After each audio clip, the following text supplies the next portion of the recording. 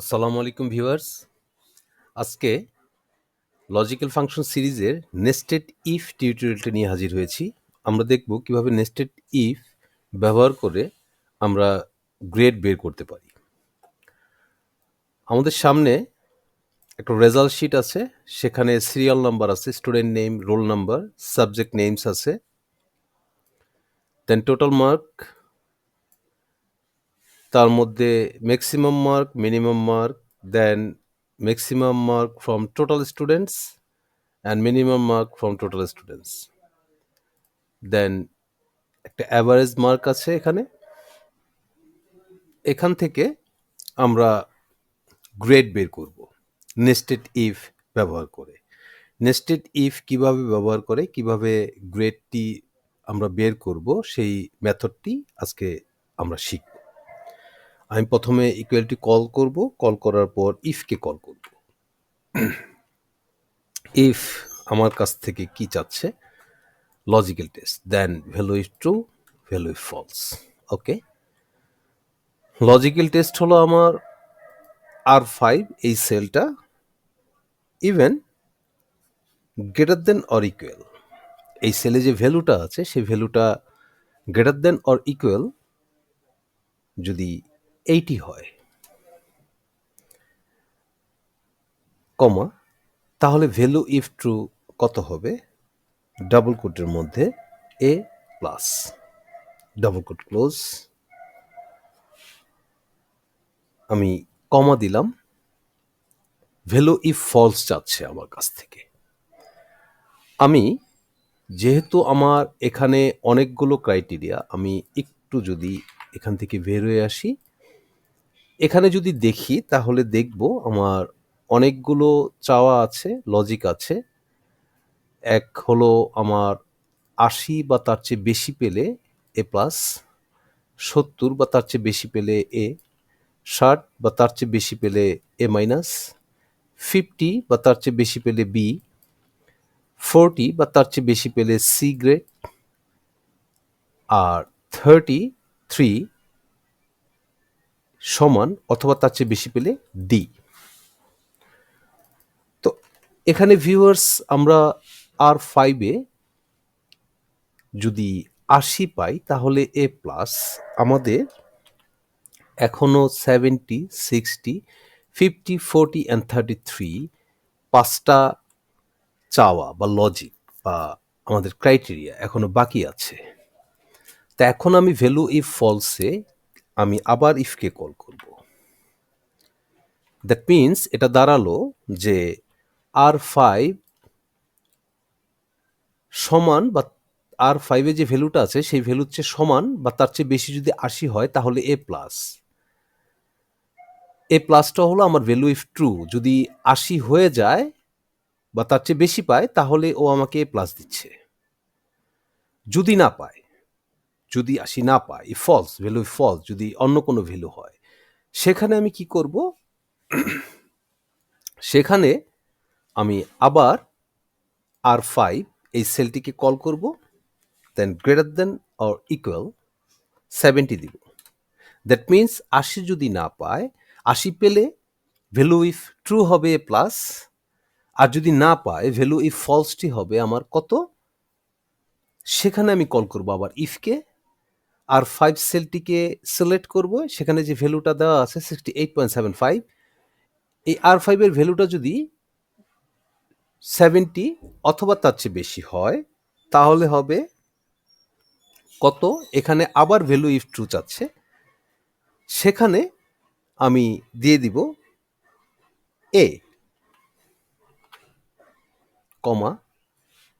এখন এই ইফের জন্য আমার কাছ থেকে আবারও ভ্যালু ইফ ফলস চাচ্ছে।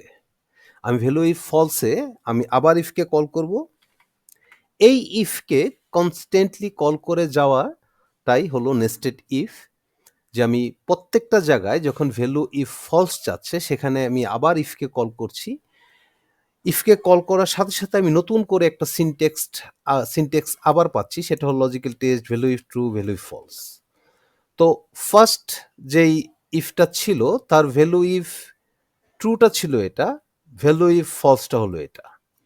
আমি যেহেতু এই ইফকে আবার কল করেছি সেহেতু আমার নতুন করে কি হয়েছে, এটা হয়ে গেছে ভ্যালু ইফ ট্রু। এখন যে ইফটা কল করলাম সেটা ভ্যালু ইফ ফলসের জন্য এই ইফকে আবার কল করলাম। আচ্ছা, আমি ইফকে কল করে এই সেলটিকে পুনরায় সিলেক্ট করলাম, গ্রেটার দেন অর ইকুয়াল যদি 60 হয়, কমা, তাহলে কি হবে এ মাইনাস। ভালো, দেন কমা, আমার কাছ থেকে আবার ভ্যালু ইফ ফলস যাচ্ছে, সেখানে আমি কি করব, ঠিক এই জায়গাটা আমি আবার ইফকে কল করব। আমি এই সেলটিকে নিব আর 5 গ্রেটার দেন অর ইকুয়াল 50 যদি সত্যি হয় তাহলে তার ভ্যালুটা হবে বি, আমি ডাবল কোটের মধ্যে দিব B, comma, value if false, আমি আবার ইফকে কল করব। যেহেতু আমার এখনো দুটো ক্রাইটেরিয়া বাকি আছে, দুটো আমাকে দিতে হবে।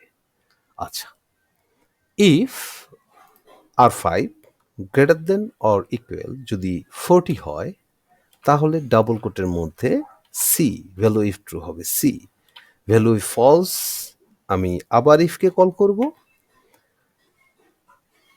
আর 5 সেলটিকে সিলেক্ট করে গ্রেটার দেন অর ইকুয়াল 33 যদি হয়, তাহলে ভ্যালু ইফ ট্রু হবে D, comma, value if false. এখন আমি ক্লোজ করে দিব যে ভ্যালু ইফ ফলস যদি এখানে আর5 সমান সমান আর5 সমান সমান যদি 80 হয়, তাহলে এ প্লাস ভ্যালু ইফ ট্রু।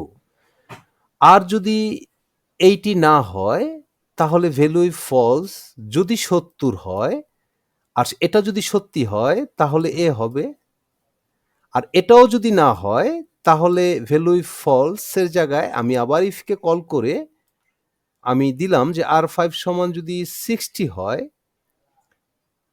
আর সেটা যদি সত্যি হয় তাহলে এ মাইনাস, আর যদি এটা না হয় আমি আবার ইফকে কল করেছি ভ্যালু ইফ ফলসের জন্য, দেন আমি করলাম যে আর5 সমান সমান যদি 50 হয় তাহলে বি,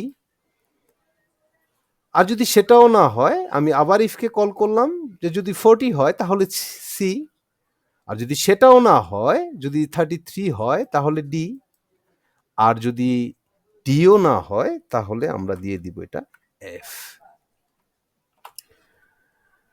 তাহলে ব্যাপারটা দাঁড়ালো এটা যে আমার এই ইফের ভ্যালু ইফ ট্রু হলো এটা, ভ্যালু ইফ ফলস, এই ইফের ভ্যালু ইফ ফলসের জন্য আমি আবার ইফকে কল করেছি, এই ফলস রেজাল্টটা এ, সেটা এই ইফের জন্য, ফার্স্ট ইফের জন্য, বাট এই ইফের জন্য এটা ট্রু।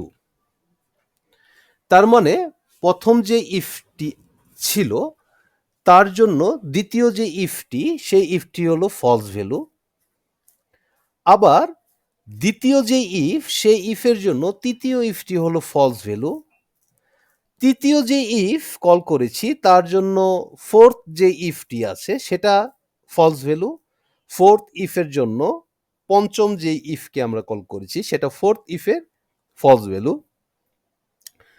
আর 5 নম্বর ইফের ফলস ভ্যালু হলো 6 নম্বর ইফ যে আমরা কল করেছি, আর 6 নম্বর ইফের ফলস ভ্যালুটা হলো আমাদের এই এফ।